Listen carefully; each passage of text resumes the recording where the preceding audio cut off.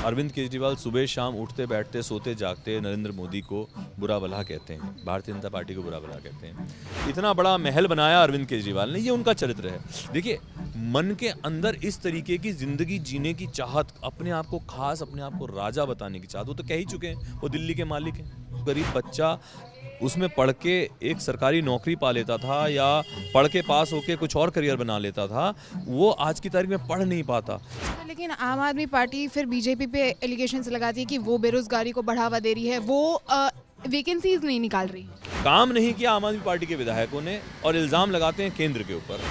नमस्कार सर। नमस्कार, कैसे हैं आप? मैं बढ़िया, आप कैसे हैं? मैं बहुत अच्छा हूं, आप बताइए। मैं भी बढ़िया। आप लोगों ने पहचान तो लिया होगा, ये है नितिन त्यागी जी, जो 2015 के लक्ष्मी नगर के विधायक रहे हैं। 2020 में इन्होंने आम आदमी पार्टी से चुनाव लड़ा था और इस वक्त ये बीजेपी में शामिल हैं।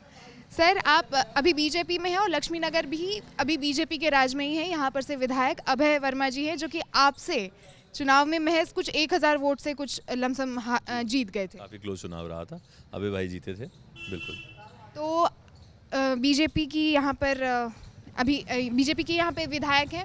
आप लोग इस बार चुनाव लड़ने जा रहे हैं, 1-2 महीने में चुनाव होने वाला है। किस तरह का माहौल लग रहा है आपको? मुझे लग रहा है यहाँ पे बिल्कुल बीजेपी का ही माहौल है। यहाँ पे भारतीय जनता पार्टी से ही, उसके बावजूद 4 यहाँ पे वार्ड्स हैं, तो 3 वार्ड में जो है भारतीय जनता पार्टी के ही काउंसलर जीते हैं। उसके बाद में यहाँ पे लोकसभा का चुनाव हुआ तो लक्ष्मीनगर से एक तरफा भारतीय जनता पार्टी को वोट मिले हैं और लक्ष्मीनगर में बहुत बीजेपी का माहौल है और बहुत प्रोग्रेसिव लक्ष्मीनगर के लोग हैं यहाँ पे। और लक्ष्मीनगर एक तरीके से आप समझिए गेटवे टू दिल्ली है। यहाँ के बाद आपकी सेंट्रल दिल्ली और साउथ दिल्ली आती है और जो भी यूपी से, बिहार से लोग आते हैं, जो प्रवासी लोग होते हैं, अधिकांश लोग आके यहाँ पे रुकते हैं, यहाँ पे रहते हैं कुछ दिन। और जो लोग नौकरी के लिए आते हैं, जो लोग पढ़ने के लिए आते हैं, CA स्टडीज़ का हब है लक्ष्मीनगर, बहुत यूथ यहाँ पे है, तो सबका बहुत एस्पिरेशन होता है हम लोगों के साथ में। तो मुझे लगता है कि लक्ष्मीनगर इज़ रेडी और यहाँ से ही एक ऊर्जा पूरे की पूरी दिल्ली में जा रही है, जिससे कि इस बार भारतीय जनता पार्टी पूरी दिल्ली में सरकार बनाने वाली है। जी, मैं आप ही के एक जवाब से सवाल उठाऊंगी सर कि आपने बोला कि यहाँ पे पढ़ाई के यहाँ जो है यूथ के ज़्यादा लोग हैं। अभी कुछ समय पहले की बात है, यूथ ने ही एक सवाल उठाया था IAS के जो कोचिंग सेंटर्स है उसमें, और उसी में से एक शिक्षक जो है अब आम आदमी पार्टी से हैं, अवध ओझा। तो उस पर आप क्या कहना चाहेंगे? देखिए, आम आदमी पार्टी का जो शिक्षा का जो भी क्रांति का है वो एक ढोंग है।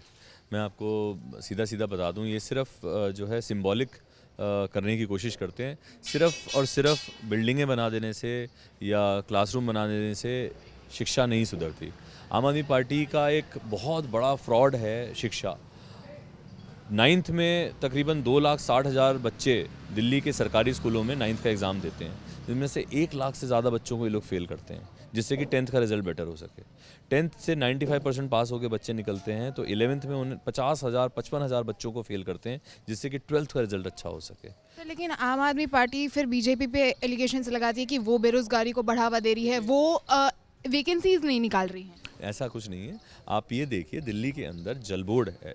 एक छोटा सा आपको बताओ, दिल्ली के अंदर गली गली मोहल्ले मोहल्ले आप जाएंगे, आपको पानी की और सीवर की ही दिक्कत सबसे ज़्यादा पता चलेगी। 70% दिल्ली इज सफरिंग। मुझे पता है आपको, वजह यह है कि दिल्ली में 480 JEE की वैकेंसी होती है जल बोर्ड के अंदर, मात्र 150 या 160 JEE हैं, बाकी भर्ती ही नहीं की। पिछले 10 साल में आम आदमी पार्टी ने बहुत ही सिस्टमैटिक तरीके से दिल्ली जल बोर्ड को ख़त्म किया है। ये मेटिकुलसली किया गया कि जिस तरीके से केंद्र सरकार के ऊपर उंगली उठाई जाए कि वो काम नहीं करने दे रहे।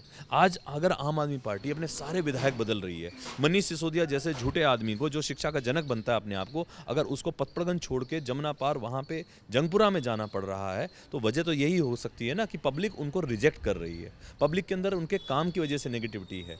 पब्लिक के अंदर उनके झूठे, उनके शराब के ठेके खोलने, उनकी नीतियाँ, उनकी बेईमानी, उनके भ्रष्टाचार की वजह से नेगेटिविटी है। काम नहीं किया आम आदमी पार्टी के विधायकों ने और इल्ज़ाम लगाते हैं केंद्र के ऊपर। आप साफ देख लीजिए ना, 31 लोगों की लिस्ट में देखिए, रिपीट ही नहीं हो रहा कोई भी। अच्छा सर, एक और सवाल पूछूंगी कि अभी आप बीजेपी में हैं, आप पहले आम आदमी पार्टी में थे, शायद इसीलिए भी आप बहुत अच्छी तरीके से एलिगेशंस लगा पा रहे हैं, लेकिन क्या डिफरेंस है? पिछली बार के चुनाव आप आम आदमी पार्टी से लड़े थे, इस बार का विधानसभा आप बीजेपी में होकर आप इसके भागीदार बनेंगे। तो किस तरीके का डिफरेंस आपको पता चल रहा है? देखिए, मुझे ऐसा लगता है कि भारतीय जनता पार्टी केंद्र में जैसे सरकार है, उसके बावजूद अरविंद केजरीवाल सुबह शाम उठते बैठते सोते जागते नरेंद्र मोदी को बुरा भला कहते हैं, भारतीय जनता पार्टी को बुरा भला कहते हैं। ये जो दिल्ली में आप इलेक्ट्रिक बसेस देख रही हैं ना, 1400 इलेक्ट्रिक बसेस केंद्र सरकार की दी हुई हैं, एक भी बस खरीदी हुई नहीं है आम आदमी पार्टी की सरकार की। ये जो ब्लू वाली इलेक्ट्रिक बसेस है ना, सारी केंद्र की दी हुई हैं। ये जो पेरिफेरल हाईवे बनाया है कि जो ट्रक्स ने, जो पॉल्यूटिंग व्हीकल्स हैं, उनको दिल्ली में ना आना पड़े, बाहर से निकल जाएं, ये सब पॉल्यूशन के अगेंस्ट अगर कोई लड़ रहा है ना, तो केंद्र सरकार लड़ रही है। केंद्र सरकार ने तो अगर मास्क भी भेजे तो वो तक लोगों तक नहीं पहुँचे।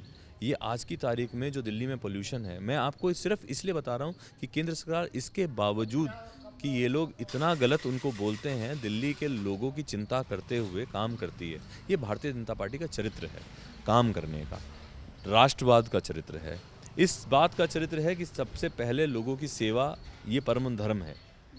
तो ये फ़र्क तो है, इसमें राजनीति करने की ज़रूरत नहीं पड़ती। यहाँ पे काम ऐसा हो कि 50,000 रुपये का पराली को पिघलाने के लिए घोल बनाए और उसका एडवर्टीजमेंट 30 करोड़ रुपए का करें, ये आम आदमी पार्टी का चरित्र है, ये अरविंद केजरीवाल का चरित्र है। ये जो इतना बड़ा महल बनाया अरविंद केजरीवाल ने, ये उनका चरित्र है। देखिए, मन के अंदर इस तरीके की जिंदगी जीने की चाहत, अपने आप को खास, अपने आप को राजा बताने की चाहत, वो तो कह ही चुके हैं, वो दिल्ली के मालिक हैं। तो मालिकाना हक कैसे दिखाएंगे जब तक सबसे बड़ा दिल्ली का घर उनके पास ना हो? 85 सरकारी अपार्टमेंट तोड़वा के उन्होंने वो घर बनवाया है। आप सोचिए, किसी आदमी को किस तरीके से रहने की इच्छा है और अपने आप को आम आदमी बोलता है। जो आम आदमी पार्टी बनी थी आम आदमी की सेवा के लिए, आज एक खास आदमी की सेवा में लगे हैं सारे के सारे। पूरी की पूरी दिल्ली इस चीज़ में फंसी हुई है। और जो ढोंग, जो झूठ, जो बहलाना फुसलाना अरविंद केजरीवाल ने इतने सालों तक किया है, मुझे लगता है उसका खामियाजा इस बार भुगतेंगे और इस बार भारतीय जनता पार्टी की सरकार बनेगी दिल्ली में। अच्छा, सर केजरीवाल 2013 में भी दिल्ली की सत्ता में आए थे, लेकिन अनफॉर्चुनेटली उन्होंने फिर इस्तीफा देकर उस इस्तीफे को मास्टर स्ट्रोक बताया था, और अभी भी उन्होंने विधानसभा से कुछ महीनों पहले इस्तीफा दे दिया। क्या लगता है कि क्या इसके पीछे वो मास्टर स्ट्रोक खेल रहे हैं या फिर क्या रीज़न हो सकता है? नहीं, मास्टर स्ट्रोक कुछ नहीं, उनकी मजबूरी है। उनके ऊपर सुप्रीम कोर्ट का ऑर्डर है कि वो कोई भी काम नहीं कर सकते एज चीफ मिनिस्टर। वो किसी पेपर पे साइन नहीं कर सकते, कुछ नहीं कर सकते। तो अभी जो वो कह रहे हैं कि मैं सत्ता में दोबारा से जीत के आऊँगा तो करूँगा, वो केस ख़त्म नहीं हो जाएगा।